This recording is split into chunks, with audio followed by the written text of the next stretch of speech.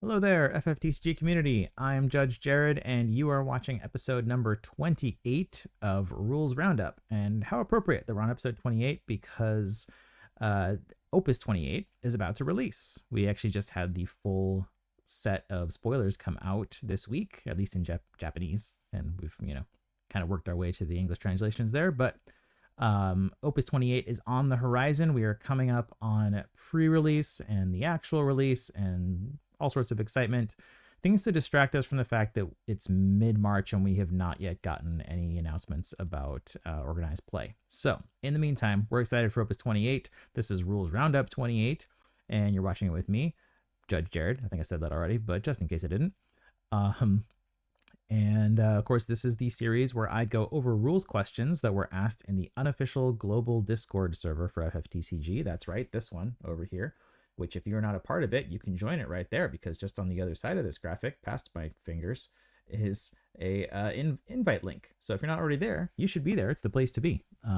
It is indeed global. People from all over are in there, and there's a whole section dedicated to a place for people to ask rules questions. That's where these rules questions come from. And I'm still working through the backlog of ones that happened during my little hiatus there. I'm committed to making sure that I don't just skip over a bunch and catch up to more recent stuff. I am working through the backlog. That does mean though that I'm taking on some extra questions here to try to bridge that gap, eventually get caught up to current. So I've actually got 15 questions today that I'm going to be tackling. And so, yeah, it's a little bit of a jumbo size rules roundup here for number 28. But should be fun. So strap in. We've got a whole bunch of rules questions to get around to. Without any further ado, let's just do that. Let's get to the first one. First question is about Kujata. It says, if I play a card that targets a dull character and the dull character becomes active, does the effect still happen? I assume no, but in the event of a stack, let's say if opponent activates a character and I play a card that selects a dull target like Kujata, I'd get to break it before it activates. Okay, well, looking at Kujata, all we need to know about this is skip that first bit there because that's just an alternate casting thing. Kujata's actual effect is very straightforward. Just says choose one dull forward, break it. So when it specifies to choose a dull forward, it is saying that you have to choose a forward that is dull. I know it's kind of repetitive, seems redundant and obvious, but what it's saying there is that at the moment that we are choosing our target, it needs to already be a dull forward. And the other thing about targeting like this, things that choose, is that it checks that again when we're resolving. So there's 2 points in time where this needs to be true in order for us to have it resolve normally. It needs to be true when we're doing the choosing, which if it's not true then it's just an invalid target. You can't even choose in the first place. But when we go to resolve it, it still needs to be true, whatever those attributes are, which in this case, it needs to be dull and it needs to be a forward. If either of those things has changed, then it's no longer valid. So the question here, they're saying there's a stack involved. They're saying that there's a forward. They've activated, they've done some sort of effect that's on the stack that's going to activate the forward here in this case. And presumably that forward is already dull. We're not activating something that's already active. So we have a dull forward. They did an effect that's going to activate it. That effect's on the stack, has not resolved yet. They're saying, hey, can I cast Kujata now? And will that resolve and break the forward? So we have that activating effect on the stack, hasn't resolved. Now we cast Kujata. It's on the stack on top. And assuming nothing else happens, because it's on top, the Kujata is going to resolve first. Now when we cast the Kujata, that forward was still dull, so it was a valid target. When we go to resolve it, nothing else has happened. It's still a dull forward. It's still a valid target. So now we're going to resolve the Kujata. It's going to break that forward. And then it will break it. And then we get down to the effect that was going to activate it. And it doesn't get activated because it's no longer there. If the effect does other stuff and there's other targets chosen for it, or if it was something you didn't choose, there's all sorts of ways where that would still resolve as much as possible, potentially. But for this theoretical, we don't have what that effect was. So just going to kind of leave that alone for now. But The overall question being, do I get to break it before it activates? Yeah, if it was a valid target when you cast the Kujata and nothing else happened, then yeah, absolutely, it's valid. It's the game doesn't think about that it's going to become active. It cares about what's happening at the time that we're checking, and we're checking when we're casting it, and we're checking when it's resolving. And in both those cases, in this scenario, it was a dull forward, and so we carry on. Next question: does the Emperor effect to pay +2 apply to Snow, or the pay X effects in general? So the Emperor has this first field ability here. It says the cost required for the character's opponent controls to use action abilities is increased by 2 CP. Snow has an auto ability. It says when Snow enters the field, you may pay X CP. If you do so, search for one card named Lightning of cost X or less and play it onto the field. So they're asking if the Emperor impacts the cost of Snow here.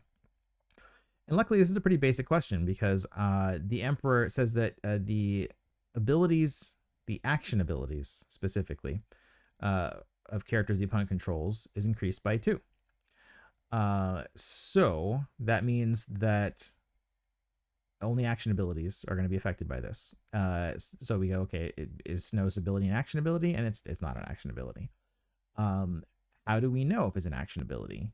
If you're a newer player, you might not have sussed out yet what the kind of ways to identify these are. Action abilities are always written in the syntax of a cost, and then a colon, and then the effect. Always, that's how action abilities are written. Those get confused frequently with special abilities, because special abilities are almost identical to how action abilities work, except those ones have the S cost and they have the fancy name and like the orange lettering there. But we're not talking about those. No fancy names, no S symbols. Just if we have an ability that has a cost and then a colon and then the effect, that's an action ability. And you can see with Snow, we don't have that. Snow's ability is an auto ability. Because it's an auto ability, it's not going to be affected by the Emperor here. We're talking about different subcategories of abilities, of which there's 4: field abilities, auto abilities, action abilities, and special abilities. And the Emperor is only impacting that one type, which is action abilities. So not the case here with Snow. And so it's not going to impact what happens here.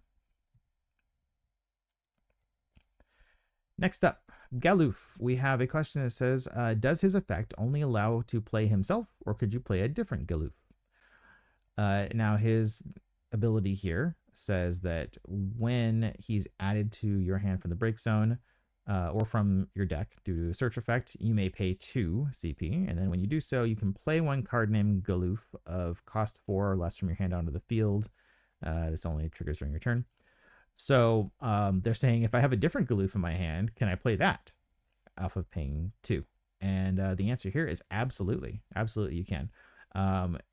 Whenever we have an effect that says card name whatever on it, we're talking about any card in the game that has that exact name. So it doesn't matter. It doesn't have to be this specific one. So you may be thinking, well, hold on, this auto ability, it triggered from this Galuf, right? So isn't it related to that one? Isn't it saying like you have to play this one off of the effect? And no. If you're playing a deck that uses multiple Galuf, which he does have some that have specials, so I mean it's not unthinkable that you might have multiple versions in the same deck. If you pay the 2, then when it goes to resolve and says, all right, you get to play a card named Galuf of cost 4 or less. If you have another one, go ahead and play that one. It's a card named Galuf. That's all that matters. That's the only thing that the effect cares about. It doesn't matter at all if it's this specific one that went to your hand from the search effect or from the break zone or whatever. So it's pretty versatile that way. Next up, at the start of combat, when Lucio triggers, if I stack a summon on top triggering Unei and make Lucio re-enter, am I still at the beginning of combat, allowing Lucio to trigger again and get an additional 2 crystals? Before I get into the nitty-gritty on this, just to make sure we all know what's going on with both these cards, so Lucio has an auto ability that says at the beginning of the attack phase during each of your turns, Lucio gains 2,000 power until the end of the turn, and then gain 2 crystals. Unei is a very interesting card. She says, when you cast a summon, you choose a forward you control, remove it from the game, then play the removed forward onto the field dull. This effect will trigger only during your turn and only once per turn. So Unei's effect takes a forward, it yeets it off to the remove from play zone, and then immediately yanks it back and throws it back onto the field. And so this person is asking, because Lucio's auto ability triggers at the beginning of the attack phase, they're saying, okay, we go into the attack phase, triggered Lucio's ability. On the stack of that ability, I'm now going to cast a summon. That summon is going to trigger Unei's auto ability. Unei's auto ability is going to trigger Lucio. And then nothing else, assuming, happens here. Lucio is going to get yeeted. Lucio is going to come back. And then when Lucio comes back, are we going to trigger that auto ability again? Because we're still at the beginning of the attack phase. And I love when people try to be clever with stuff because I like seeing the ideas people come up with. Unfortunately, this one does not work. And the reason why this one does not work is because the trigger event here is at the beginning of the attack phase. And the beginning of the attack phase is a very discrete period of time. Anytime we have auto abilities that say at the beginning or at the end of something, we're talking about a unique, discrete moment in time and not like a vague window. There's a couple of ways that I think about this. The first one is if we think about the phases as like windows of time, right? So he's got a block of time here. We're going to talk we'll take the attack phase and say this attack phase is a block of time, and from the beginning of it to the end of it, there's all the stuff that happens, right? You might have multiple attacks, you might have multiple effects, you have damage being dealt, you go back, you do another attack. Like there's all sorts of things that are going to happen in this window between when it started and when it ended. That being said, the beginning of the attack phase is that very, very first moment of this window. Like it's not like a kind of the beginning section of the window. It's that very first, like the line of the beginning of this window. That's when that happens, and everything past that line is no longer the beginning of the attack phase. It's just the tiniest sliver right there. Another way you can think of it is think like when you're going from one phase to the next, it's like you're walking from one room into another room, right? There's that moment where you walk through the doorway and you've entered the new room, and that moment in time, that's when you've entered the room, or in this case, start, the beginning of the phase, right?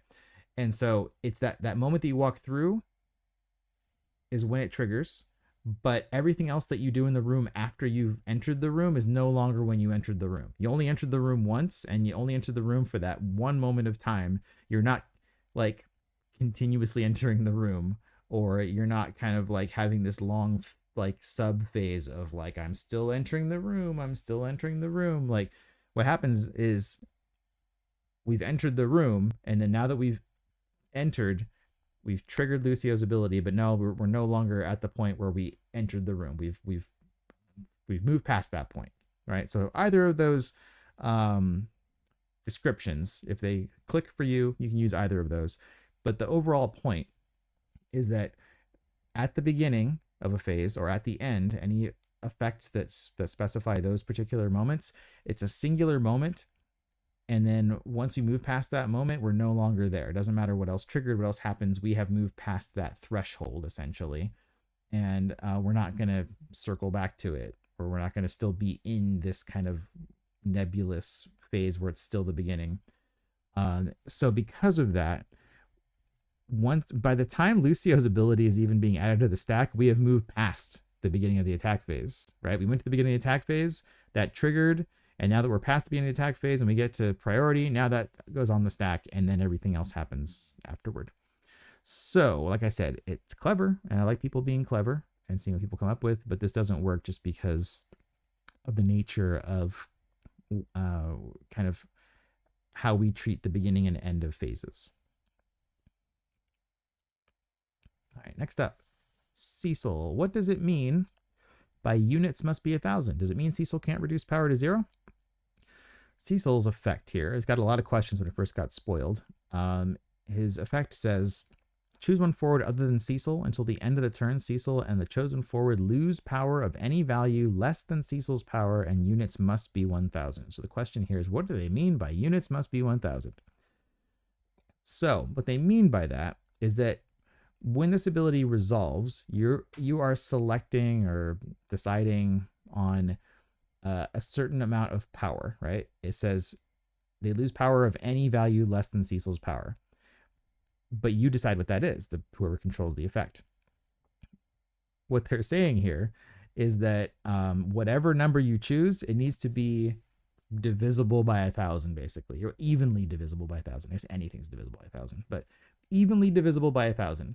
So if he is just his written power here, and he's 9,000 power, they're saying you can reduce the power by anything that is less than that 9,000. If you want to reduce them both by 8,000, you can do that. You want to reduce them both by 1,000, you can do that. What you can't do is you can't say, I'm going to reduce them by 8,999, or I'm going to reduce them by 3,500, or I'm going to reduce them by pi, right? You can't do that. It has to be in numbers of 1,000. And just in general, the way that Hobby Japan has designed this game, they want things to be in sets of 1,000. Like, whether there's some of it is written into the rules, the other bits of this are written into basically every effect that has you pick numbers that are related to that. They will always like say units must be 1,000 because they just want to be sticking with those units essentially. And so you might think, okay, well then why are the numbers so big in the first place if we never divide anything more than just by thousands? Because it's big numbers, and I guess it's more exciting that Cecil has 9,000 power than to say that he has 9 power or 900 or 90, right? 9,000, so that's a big number, and it probably, at least for me, it evokes HP totals, even though we want to avoid comparing power level to HP, but it makes me think about playing old school Final Fantasy, and person's got 6,453 HP or whatever, and so it's in the thousands. We're used to seeing things in the thousands, I think, with Final Fantasy. But yeah, so that's what it means. When it says that Cecil can't reduce power to 0, well, you can't reduce his own power to 0 because you have to choose a number that's less than his power. But the whole point of this effect, I think generally, is to make it so that you reduce the other forward's power to 0, which that can still happen. You just choose something that has less power, or that less than Cecil, and then pick a number that's going to reduce that to 0. But yeah, that's all that it means. So units must be 1,000 just means that, when you're picking what number, that it has to be evenly divisible by 1,000. That's all there is to it. All right, Ritz. This is a throwback. I haven't seen her in a while. A question is, I dull 3 backups to produce CP, so I should have 3 CP. Can I attack with Ritz in order to activate my 3 formerly dulled backups in order to dull them again and have 6 CP, or does my CP get destroyed by entering the attack phase? This is one of those questions that tends to trip up people who are new to FFTCG that come from other card games. Typically when they come from other card games, they think, oh, okay, well, what I need to do is I need to generate my resource, and then once I've generated it, I spend that resource. And so because of that process, you generate the resource first, so you have this pool of resources of what you've already generated, and then you use that, right? And FFTCG does not work that way at all. The way FFTCG works is that you choose to activate an effect or to play a card, and then at the moment that you have to pay the cost, that is when the game says, all right, produce that now. Like, here's your bill. You need to pay it now. And at that point in time, you produce the CP. And in certain scenarios, you're allowed to produce extra CP. I'm not going to dive all the way into that right now. But generally, you produce exactly the right amount of number of CP, maybe a little bit more. And whatever you produced, once you've paid for it, it's all gone. Doesn't matter if you produced extra or not. It all goes away. We never pool or gather a resource in this game. We are always paying we're always generating at the point of payment, right? So instead of going, all right, I generated CP and now I'm going to use it, we go, all right, you owe this much CP and you need to pay it right now. Otherwise you don't get the thing that you're trying to do. So that being the case, this doesn't work the way that the person who's asking it wants to with Ritz. They want to dull for 3 CP and then activate with her and then reactivate those backups and then dull again, and now I have 6 CP. Doesn't work. Like, what you can do is you can dull those 3. I'm about to sneeze. Oh, now that I said it, it went away. Cool. Not about to sneeze. If you want to pay that 3 CP to do something else, play a card, pay for an effect, something, and then you attack with her and reactivate them, then sure, now you can use that for something else. But you're not going to be able to put 3 and 3 together to have those 3 backups produce 6 CP that you can use in one set. You're going to get them in sets of 3 each or up to 3 each, basically. So yeah, if you're a newer player, that's something that it might be counterintuitive to you because you're used to other games where that's not the case, but that's the way it works here. Is that we basically have nowhere to put our CP. Like, you can only generate the CP to just hand it over to the game to pay for things, but we don't have a wallet or a bucket or whatever you want to think of for CP. At least we do for crystals, but not for CP. Next up, the question is, hello, as I understand it, in a normal deck A, deck B event, the limit break deck cannot be shared between either deck. The rules for the Winter Cup are a 3 versus 3 with no shared cards. Would I be correct to assume that there cannot be any shared LB cards as well? Additionally, is there any additional restrictions that I'm not aware of, or perhaps a rules clarification document for the Winter Cup / format specifically? Like I said, I'm catching up on questions here, so you can see that this was asked before the Winter Cup happened, earlier this, no, it was last month, actually. About a month ago, I want to say. And so this person did get their question answered, obviously, in the Discord, but broadly, just for educational purposes here, if we're talking about how team events work, typically team events like this 3v3 for Winter Cup, they tend to be more casual events overall, but they still have some pretty strict rules along them, and that tends to be that just like with a 2-deck format where a single player has 2 decks, in the case of team tournaments, then it's the same idea but split over 3 decks where you don't get to like split a play set of cards among the 3 decks. It's if one deck is using at least 1 copy of a card, then the other 2 decks are just locked out of using that card at all. And so to answer this question here, specifically about limit break cards, the limit break works the same way. If somebody's limit break has at least 1 copy of a limit break card in it, the other 2 decks on that team cannot include any copies of it. So you can't be like, oh, okay, we're going to have 1 Leo each across the 3 of us, or we're going to each have 1 copy of the Shantoto limit break.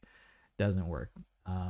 As soon as you include a card in either your main deck or your limit break deck, it locks out the other 2 people on your team from using any copies of that card in their deck or limit break deck, in the same way that with 2-deck format, that doing that with 1 deck locks out the other deck from using it. As far as there being any additional restrictions or rule clarifications about the Winter Cup team format, there is actually quite a bit about this in the floor rules document, which is not that long of a document, but there's a section of it that is about team tournaments and how that works, and kind of giving some of the parameters there. I'm not going to like do a full description of how team format stuff works here, because that's not what this question is for this, and so I'm not going to go into a whole deep dive into that for this video. But the information is there in the floor rules document on Square Enix's site for FFTCG. You can find that. It's in the additional resources, I forget. It's in like a non obvious place, because it's not actually listed in the same spot as like the comprehensive rules and the other rules PDFs. It's in another spot, like around tournaments or organized play or something. It's kind of annoying that it's tucked away there, but it does exist. So next up says, seems like a simple question, but it was asked while playing with someone. When an X burst is triggered and you have something that isn't targetable by, and then I have in parentheses here, do X bursts count as ability summons? This question, so I always copy and paste questions exactly as they're written. I might adjust some grammar or such, or capitalize things, but I generally just stick with it being exactly the way that it was asked. And this question actually just stopped in the middle of the sentence. It just said, you have something that isn't targetable by, and then it stopped. So I put in parentheses here, that was the name of the title of their question, which is, do X-bursts count as abilities / summons? So enough to get the full context of what they're asking here, but their question kind of just ended in the middle. So I hope they're okay. Hope they didn't have a, medical emergency while they were asking this question. I don't think they did. But anyway, they're asking, essentially what this boils down to is, does an X-burst count as whatever it is? Does an X-burst that's an ability count as ability? Does an X-burst that's a summon count as a summon? And the answer is yes, they do count as those things. The game, the X-burst effect, it has the attributes of its source. So if the X-burst comes from an ability, then it is treated as an ability. If the X-burst comes from a summon, it's treated as a summon. What this means is that this is important for cards like Mayakov, my good friend Mayakov over here, because I am a upstanding Dancers player, so I decided to use him for my example here. He has this field ability that says the job dancer and card name dancer that you control cannot be chosen by your opponent's abilities. So if the dancer player attacks and hits ward here for damage, and we have the X-burst that triggers, since ward's X-burst says that you choose a forward and deal at 7,000 damage, it's from an ability, so the X-burst itself is considered an ability, and it would not be able to target Mayakov or any other dancers when you're doing this X-burst here, because they can't be chosen by abilities. So it's still treated as where it came from. One notable exception I want to point out, just so nobody draws the wrong conclusion here, is when a summon X-burst comes up, it does not count as casting that summon. So you're using the summon's X-burst effect, you are not casting it. This is important because there are lots of auto abilities that trigger off of something being cast, and that's not the case with summon. So you don't want to get ahead of yourself and think, oh, okay, yeah, I cast this X-burst, because that's not how it works. We just use the effect without casting the summon. But to just circle back to the main question here, X-bursts, they do count as abilities or summons, whatever the source of the X-burst was in the first place. Alrighty, here we get my deck uses this Zangan and Opus 11 Tifa, which grants Brave and plus 2,000 power to any category 7 forward I control. And if Zangan attacks and he has Brave, can I use his action ability after my attack phase? So, yeah, he doesn't actually have Brave, but Tifa does give it to him. And so this is one of those where it's a very specific question, but luckily the answer is very broad and generic. We can apply it not just to this, but just generally throughout FFTCG, which is that when it comes to action abilities, if you have priority and there's no restrictions on the ability, and it's during a phase where you're allowed to use action abilities and you can pay the cost, then yeah, you can always use an action ability. So in this case, the cost is dulling him. So if he's not dull because he had Brave when he attacked, yeah, go ahead. You can use it all the way from the moment right after you declare the attack when you have priority. You can use it later in the turn. There's no restriction that says that when a forward attacks that now it's locked out of using dull abilities or anything like that. Of course, he does, have to follow the normal rules about dull icon abilities, but Zangan also has his pretty unique field ability there that him and Tifa can actually use those dull icon abilities as though they had haste. So I guess it's pretty unique the way that they did that there. But because of that, we don't have to worry about whether he has haste or not to use it, or whether we control him continuously. But yeah, you can use action ability after the attack phase. Sure. Yeah. Like whether or not he attacked, as long as he's active. Like I said, as long as he's active and you have priority and it's during a phase you can use action abilities in. And I guess in this case also if you have a target, but like as long as you're not breaking any other rules, I guess. Like there's nothing about him having attacked that changes that. So okay, here we've got, if you have something that can interact with a forward during the end of your turn, would a card like Yuffie be able to be targeted since you've entered the end of your turn? Like both happening at the same time is more so the concern. So Yuffie has this auto ability. It says that when she attacks, you activate all the forwards you control until the end of your opponent's turn.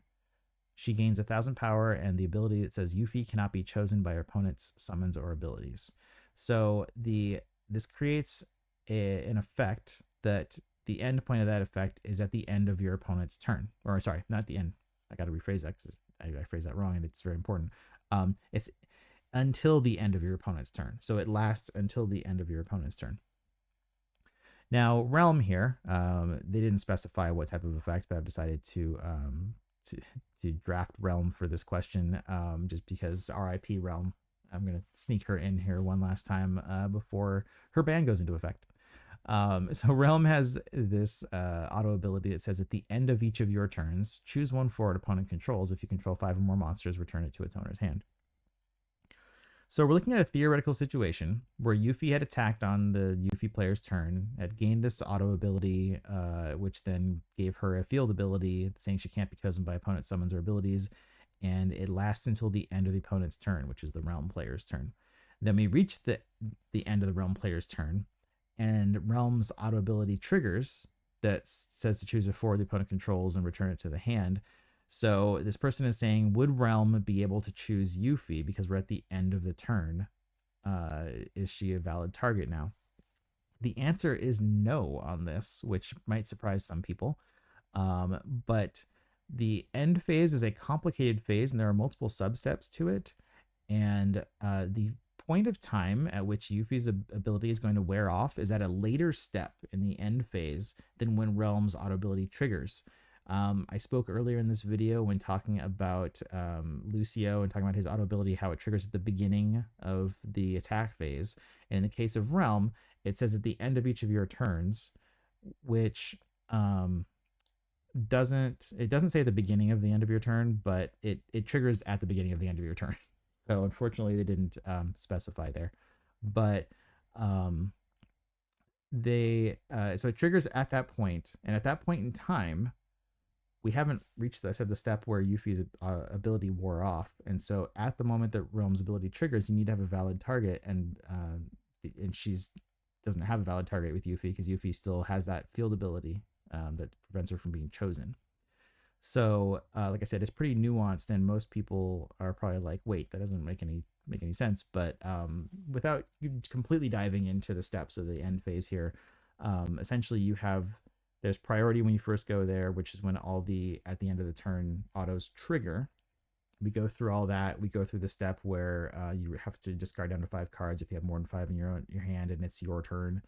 And then after that, we reach the step where all abilities that say until the end of the turn, or effects rather, all effects that say until the end of the turn, they all end at the same time that damage is removed from all the forwards. And so that happens later in the phase there. And so you might think, because we reached the end phase, that's the cutoff point of where Yuffie's ability stops being in effect, but it actually is still in effect for a good chunk of the end phase there. And like I said, it might not be obvious, but it's that is absolutely the case there. And we're talking about the end phase, obviously. So that means it is time. That's right, it's time. And you might be thinking, whoa, what's it time for?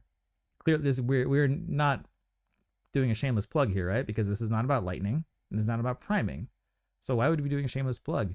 We're doing a shameless plug because I have another video down here all about the end phase. So yeah, it is shameless plug time. Video all about the end phase that I did, describing in detail the end phase, because like I said, it is a complicated phase.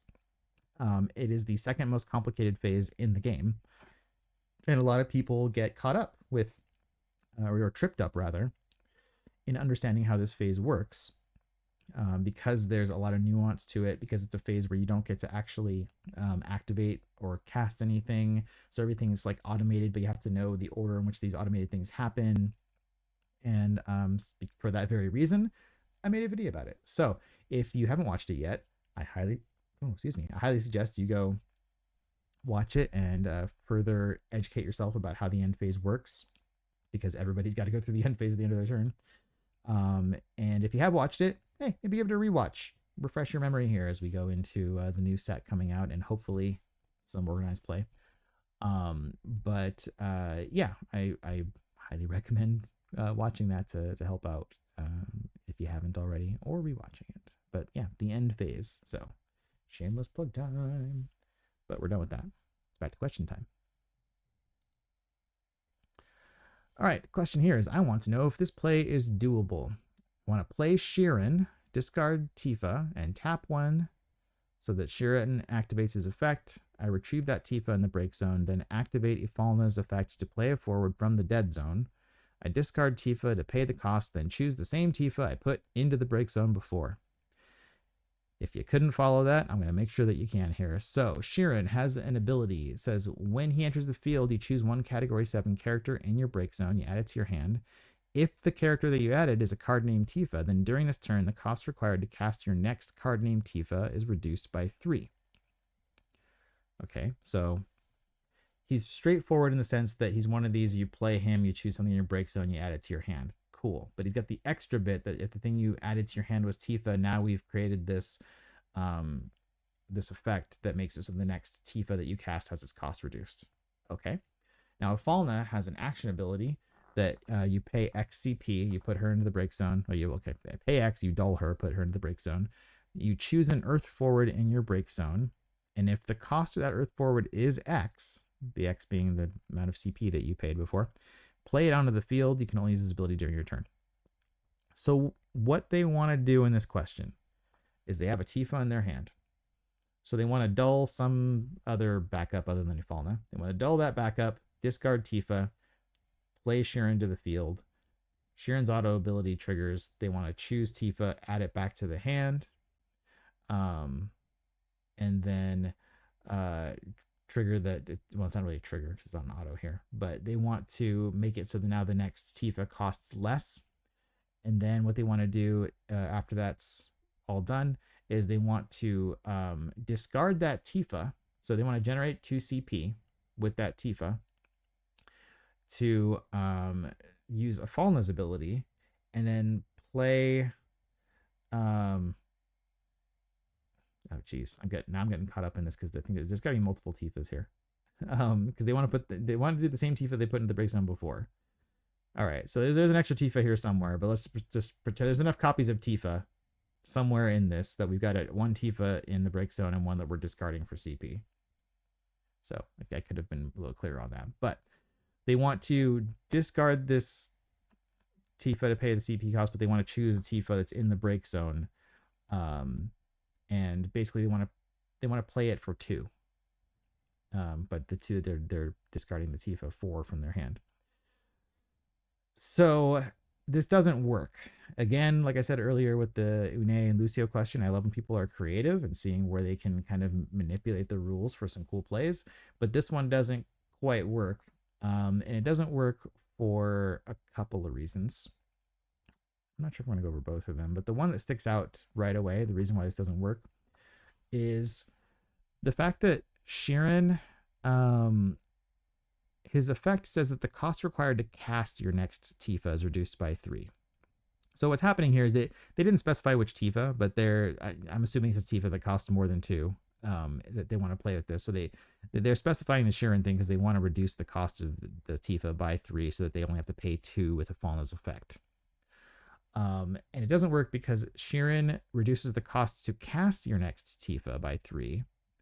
And when you're using Ifalna's ability, we're not casting Tifa. We're activating Ifalna's ability, and the effect of Ifalna's ability is playing Tifa to the field, but we're not casting Tifa.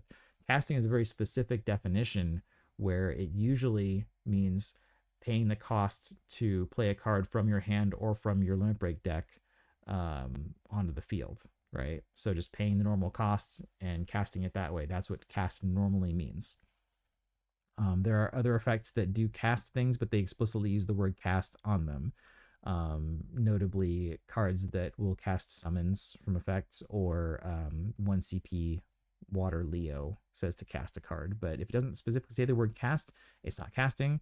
Ifalna's ability doesn't say cast on it, so we're not casting Tifa. So that's reason number 1 why this doesn't work, is because since we're not casting Tifa, we're not reducing the cost anyway.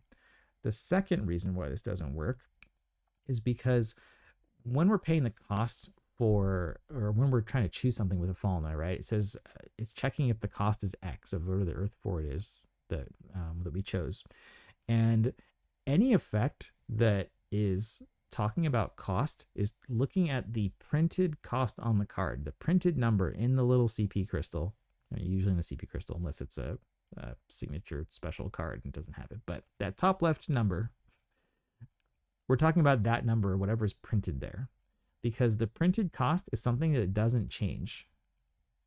It could change. They could make an effect that changes the printed cost on a card, but we're 28 sets in and we haven't seen it yet. We have cards that will change, or we have effects rather that will change your power. It'll change your job. It'll change your. We have effects that add an additional card name to a card. We even have an effect that can remove your category, but we don't have anything that can change your the cost. And the cost of a card is separate from the cost to cast a card. That's one of those nuanced things that people also have a hard time grasping sometimes. But the cost to cast something is not necessarily the same as what the cost is on the card. So we're always referring, in this case, when an effect wants to reference the cost of card, we're looking at the printed number, not what it would cost to cast that card, but what is the printed number on the card. So even if Sheiran made it so that the cost to play the Tifa was cheaper, it wouldn't matter because we're not referencing that with Ifalna's ability. We're paying an X where the X is related to the printed cost on the card.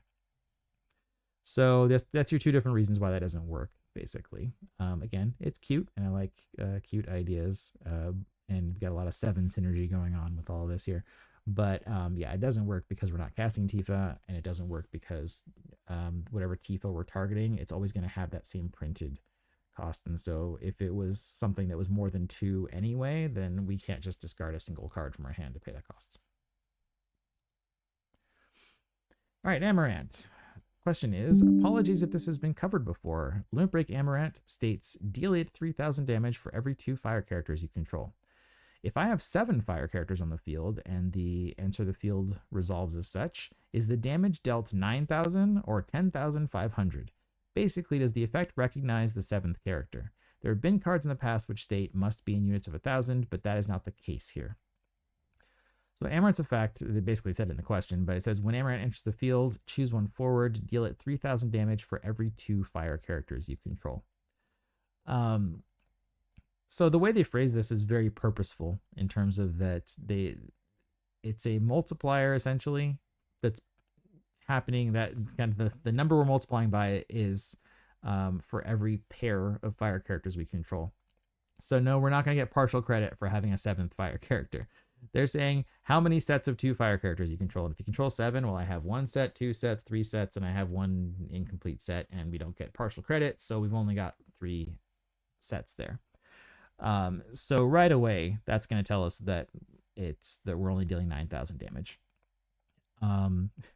The other thing is kind of goes back to what I was pointing out with the Cecil question earlier, which is that Hobby Japan very much does not want us to be doing anything other than units of 1,000. So even though this card doesn't say it has to be units of 1,000, everything they've done in this game has made it so far so that it's not possible to do a unit of anything other than a multiple of 1,000 when we're talking about affecting a power of a card or damage or what have you.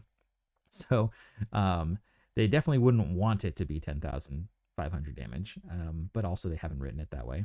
And then last thing, it's not part of this question, but I guess I should point it out because it also catches people up, is when this damage is dealt, it's all dealt as one, not unit, but like glob of damage. I was trying to find a better word than glob, but glob's funny, so let's go with glob.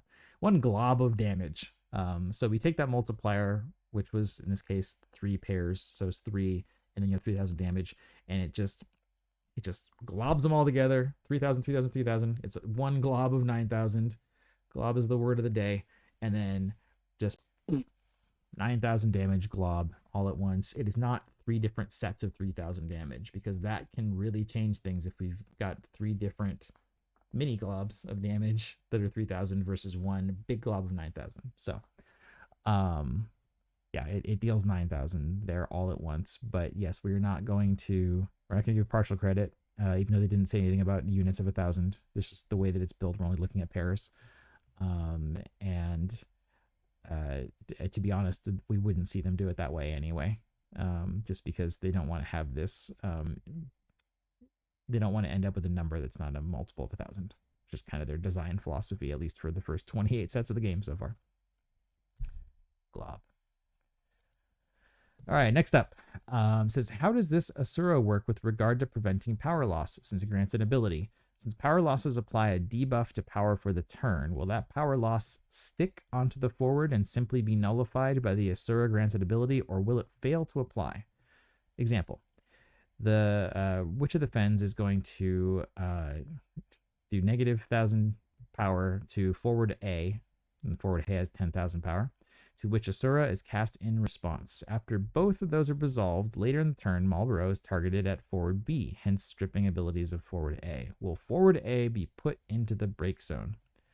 All right, there's a lot going on here, and even though people are probably familiar with Witch of the Fens, I like to be thorough, you know that. So, Asura has this effect where it makes so all the forwards you control gain. I mean, it does a bunch of stuff, but the one we're going to zoom in on is they gain a field ability that says the power of this forward cannot be decreased by your opponent's summons or abilities. So once Asura has resolved, any effects that reduce power are not going to work on forwards, on any of those forwards that were on the field when Asura resolved.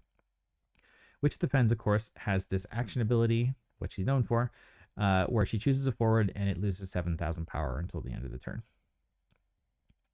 And then I don't have Marlborough listed here. They mentioned Marlborough in the question, but Marlborough, all we need to know about it is that it makes all the forwards opponent controls lose 3,000 power and lose their abilities.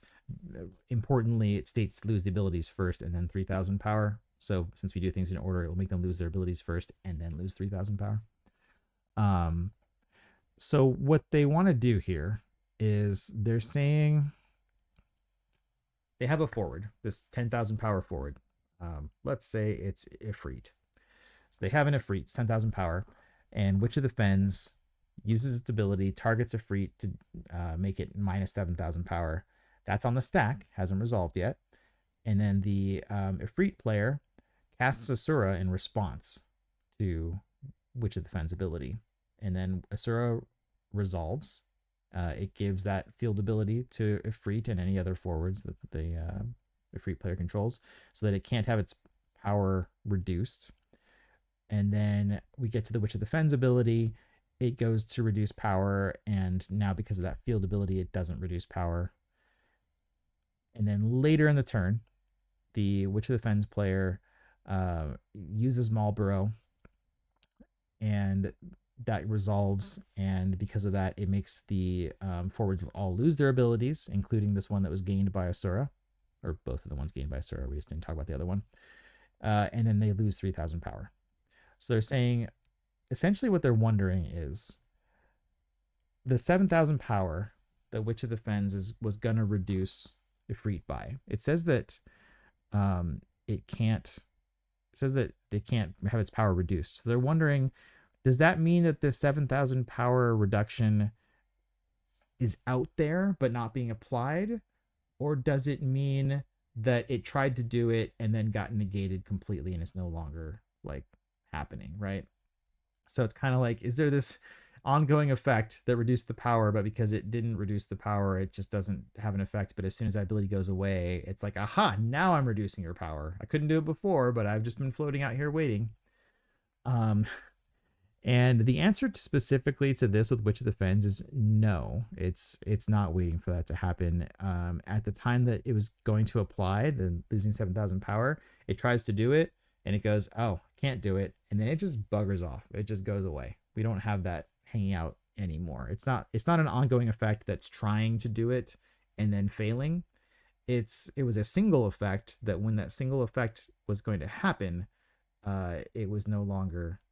It didn't work. It's kind of like if they had something that said to break a forward, and that forward couldn't be broken, and then later during the turn it can be broken. That effect from earlier that said to break it is not like waiting like a blue shell to break it, right? Where this would be different, just to be clear, is if we had, for example, a field ability that was reducing power, because field abilities are getting applied constantly. They don't get applied at one moment in time. They get applied constantly. So if there was, say, the lightning vein has a field ability that says the forwards opponent controls lose 2,000 power.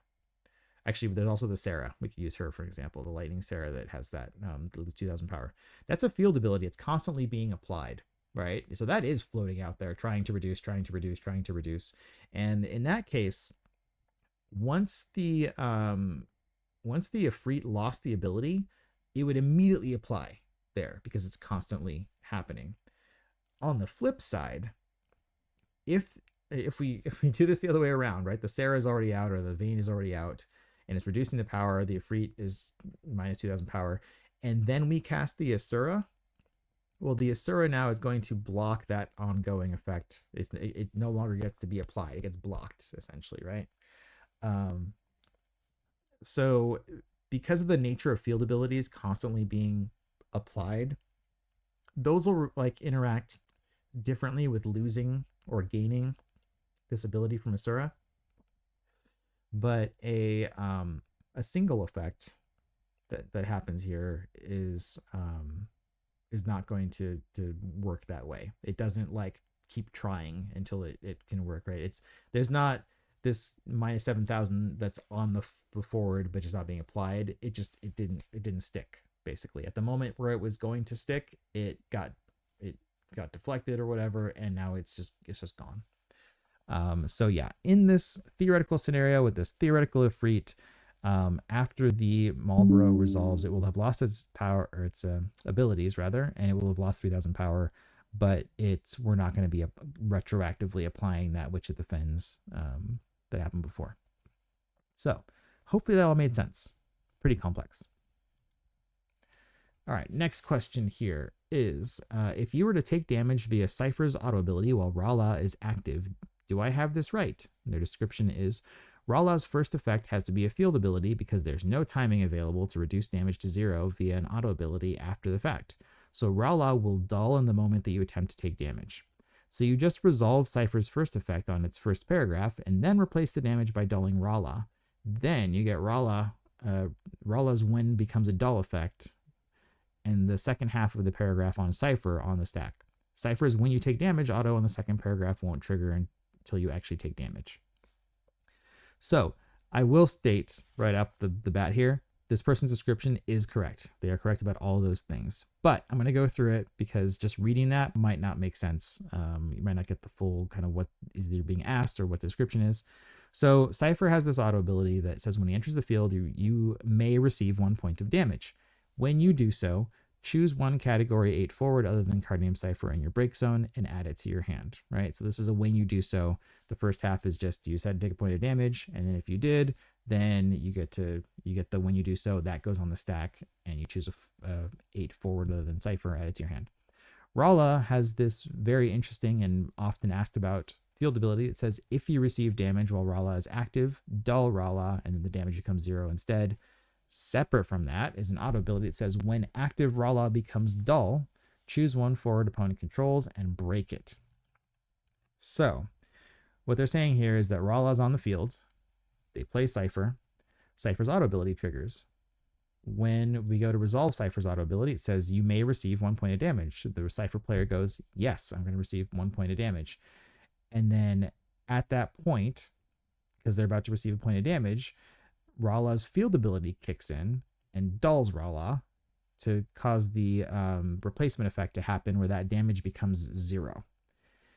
Now, because we chose to receive the point of damage, the when you do so on Seifer does trigger. I'm going to come back to that because that's counterintuitive sometimes.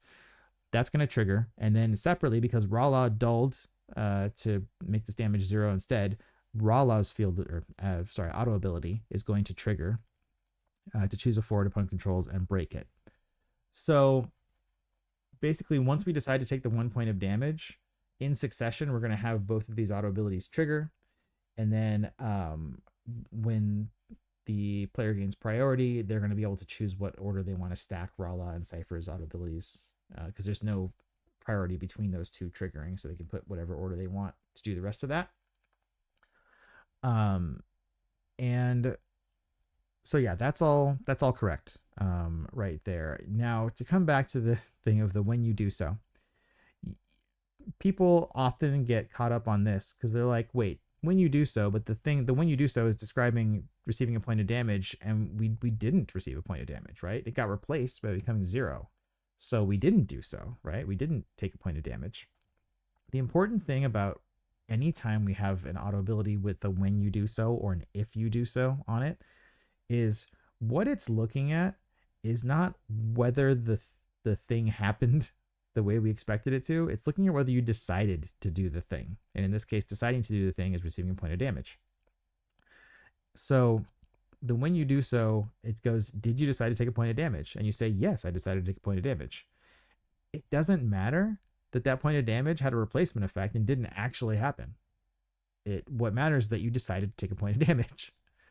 I know it's a really nuanced, weird thing, and it seems very, I don't know, lawyerly, but it's true. That's the way the rules are. Is that it is very kind of technical, lawyerly stuff here. So it still counts. You did decide to take a point of damage. That damage got replaced with something else. That's not your responsibility, even though it's at your own card. So yeah, that still triggers. Now, the second auto ability on Seifer that says when you receive a point of damage, choose one forward until the end of the turn, against 2,000 power and haste. As the person pointed out in their question, this one does not trigger because the trigger event for this is not when you do so. The trigger on this is when you receive a point of damage. And as we pointed out, that point of damage didn't actually get received. So these are treated differently because the first one is not triggering off of taking the damage, it's triggering off when you decide to take the point of damage. And this one is, the second one is triggered off of whether you actually received a point of damage. So again, it gets into like how slight wording differences can have very different effects on how things resolve.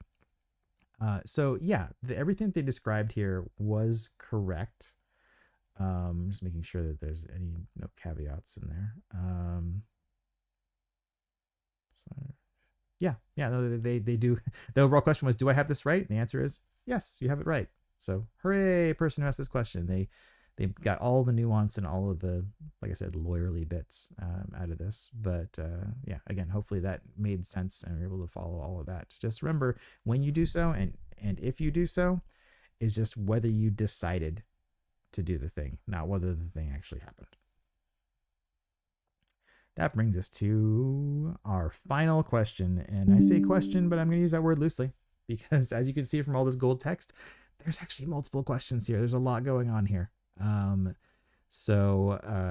Yeah, if you aren't already strapped in from the other 14 questions, strap in now because we got a good meaty one to end this episode with.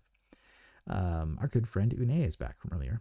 The question or questions, I'll read them all and then I'll go over them individually. The questions are, hello, just been looking at Unei and for some time and had questions about certain interactions. I have an idea, but I want to make sure. First question, Omega with its weapon counter being flickered, I assume would lose the counter. Two-part question for Garland and Unei. Part 1, stealing the opponent's forward and I flicker with that stolen forward with Unei. Does it come back to my field or my opponent's? Part 2, for cards that have leave the field abilities like Zac and I flicker with Unei, would I get the effect or would my opponent? Last question, if my opponent and I stack summons, i.e. I play Shiva, they play Bahamut, and then I play another Shiva, would Unei stack on each summon I cast, allowing me a choice of when I can use the effect? Sorry for this in advance, I've been eyeing Unei for like half a year and finally found a way of sorts to use her. All right, thorough questions about Unei. We had Unei earlier in a question, the one with Lucio, but I'm going to go over it again, just in case you're watching this question in isolation or in case you forgot. So Unei has this auto ability. It says when you cast a summon, choose one forward you control, remove that forward from the game, then play the removed forward onto the field dull. This effect will trigger only during your turn and only once per turn. Garland has an auto ability. It says when Garland enters the field, choose one forward opponent controls. You gain control of it until the end of the turn. Okay. First question here was, with Omega and its weapon counter being flickered, it says, I assume would lose the counter. Omega is a very, very complicated card that people have a lot of trouble understanding. Luckily, we don't have to know how Omega works. We don't have to look at Omega because there's a universal question here. It mentions Omega having a counter on it, and I can tell you right now, any card with a counter on it, once it leaves the zone, it loses all of its counters. If it changes zones, loses all of its counters. Doesn't matter. Backup, forward, monster. If it leaves the zone, it loses its counters. And so Unei does cause the forward to go into the, it says removed from the game. It causes it to go to the removed from play zone, and then it replays it from the removed from play zone onto the field. Because there's a zone change there, if there's any counters on it, gone. So they said, I assume would lose the counter. They assumed correctly. Now the second part here, they played Garland. They stole an opponent's forward because Garland is cheeky like that. Then after they control the forward now that the opponent's card, but they control it. Then they cast a summon. They use Unei. They target the forward they stole, and they're asking, does it come back to my field or my opponent's? There's two ways I want to answer this, but the main thing here is there's a general rule in this game. General rule that anytime a card changes zones, it always moves to the opponent's version of that zone. Not the opponent's version. Ooh, can you tell I'm on question number 15 here?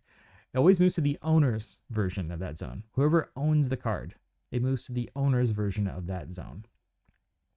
So what happens here is the card, it's controlled by the Unei player. It gets removed from play. It goes to the removed from play zone of the person who owned it. So not the Unei player, but the opponent's removed from play zone. Then it plays it onto the field again.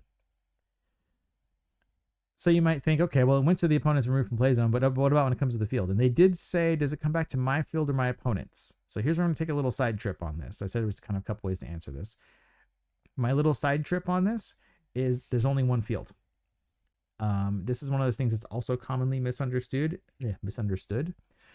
And part of why it's misunderstood is because the rules actually had it completely wrong for a long time. The comprehensive rules for the longest time said that both players had a field.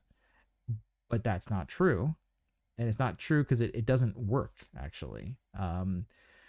Because, as I just stated before, anytime a card changes zones, it moves to the owner's version of that zone. So you can imagine if there was two different fields, if they're considered two different zones, then when you stole a card, it would move from the opponent's field zone to your zone, but it's changing zones. So instead, it would just bounce right back to the opponent's field zone because it goes to the owner's version of that zone.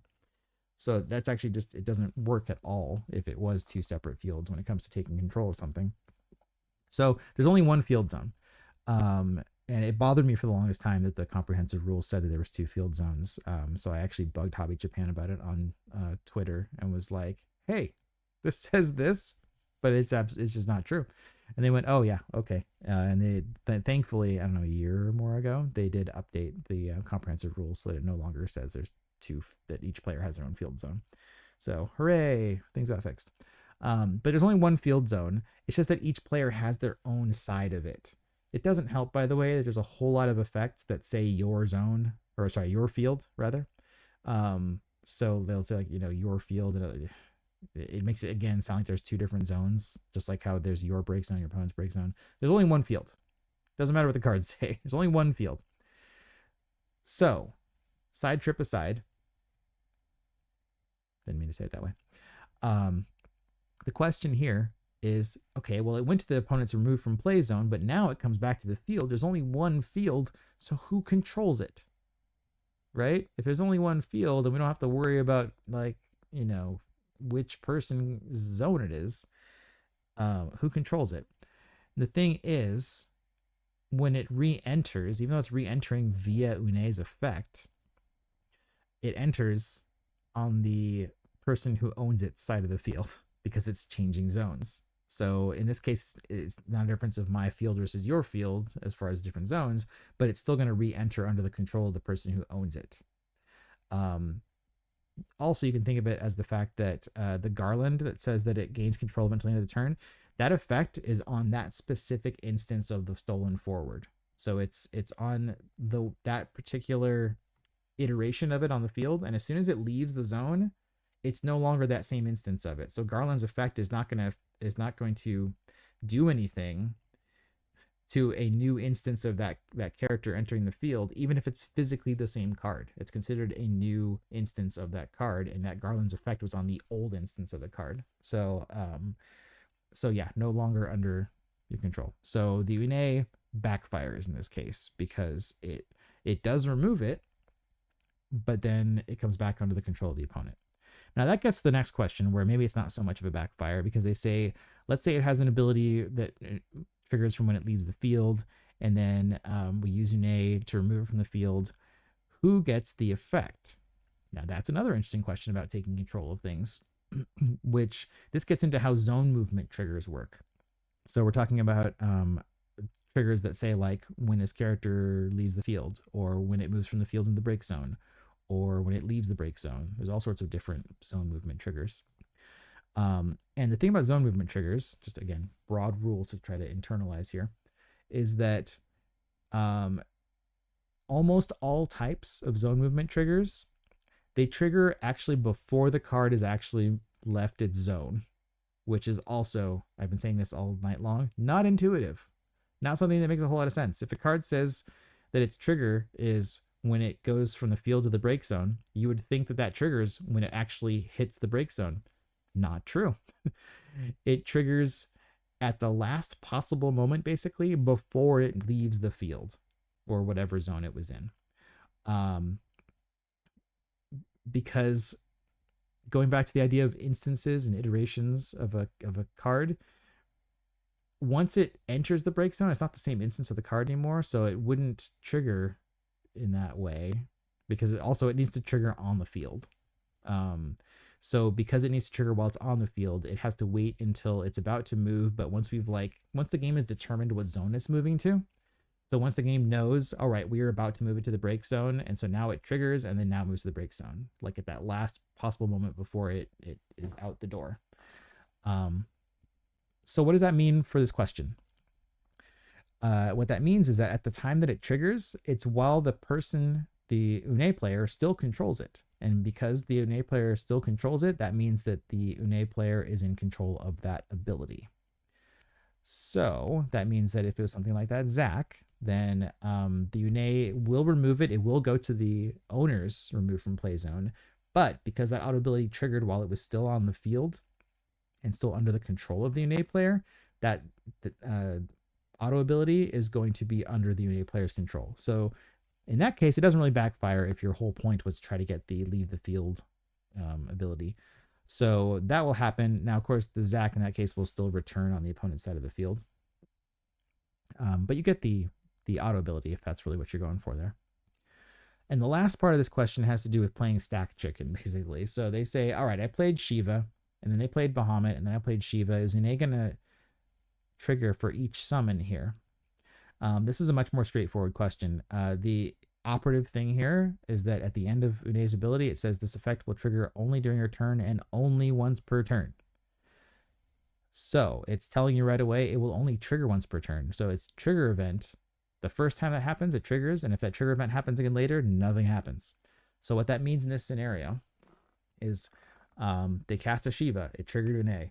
Cool, they chose the forward. In response to that, it went on so they cast Shiva, triggered Unei. Unei's on the stacks. Now we have Shiva on the bottom, Unei next. The opponent responded by casting Bahamut on the forward. I shouldn't point here. On the forward that was chosen by the Unei, because the Unei hasn't resolved yet. It hasn't removed anything yet. So they cast Bahamut to try to break the thing that's going to be removed and replayed by Unei. And they're like, okay, can I cast another Shiva to trigger Unei to target the forward again to try to get it to be removed before the Bahamut blows it up? And the answer is no, it doesn't work, because since Unei only triggers once per turn, if you cast that second Shiva, Unei doesn't trigger because it already triggered once that turn. So you can cast a Shiva if you want, but it's not going to accomplish what you want it to because Unei is not going to trigger again. She only triggers the first time you cast. So that Unei trigger is still on the bottom. Well, not the bottom, but it's still beneath the Bahamut. So any further casts are not going to move that or create a new one. It's you've stuck your one time of having Unei that turn in that spot on the stack, and so you can't kind of re-up it. There are other auto abilities in the game that do exist that don't have that restriction where it'll just keep triggering and you can kind of keep re-upping it even though you can only resolve it once. This is not one of those because it has that hard only triggers once per turn, at least for that instance of Unei. Anyway, that's all of our Unei questions. So if you were not an Unei expert, that was bad, then you are now, kind of.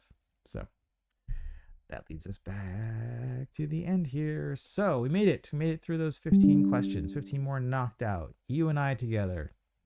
Good work, team. If you're trying to find me in various places, I'm here on YouTube. You're watching me on YouTube. And so you can like this video. You can comment on this video. You can subscribe to me. You can join me in my slow crawl march to hopefully 300 subscribers. I think I'm at 285 right now, but it's been slow going. So join this team of subscribers. I think I called them the jury in the last video. Join the jury. Jared's jury. I don't know. I'm workshopping in real time right now. But anyway, you can like, comment, subscribe there. Where I'm at Judge Jared. That's my channel. You can reach me on Discord where my DMs are open. My username is Judge Jared over there, so you can ask questions. You can give comments. You can do all sorts of stuff there. On Facebook, you can find me there at facebook.com/Judge Jared, or just the page name is Judge Jared, where I have like the I think I put the spoiler spreadsheet up there. I hope I did. But also links to videos and things, so you can like me over there. And then lastly, you can follow me on Twitter, where I'm at Judge Jared FFTCG, where you can see the sorts of questions that I'm asking Hobby Japan, or you can tweet at me. Yeah, sort of fun stuff. But that's all the different places you can find me and see me and talk to me and all that. In addition to this Discord server, like I said, where all these questions came from. So you can ask questions in there, and then eventually when I get caught up, they'll show up here on Rules Roundup. Like I said, I'm trying not to skip anything. So anyway, I've blabbed long enough. So as always, thank you so much for watching. Thank you for being here. I'm Judge Jared, and until next time, court is adjourned.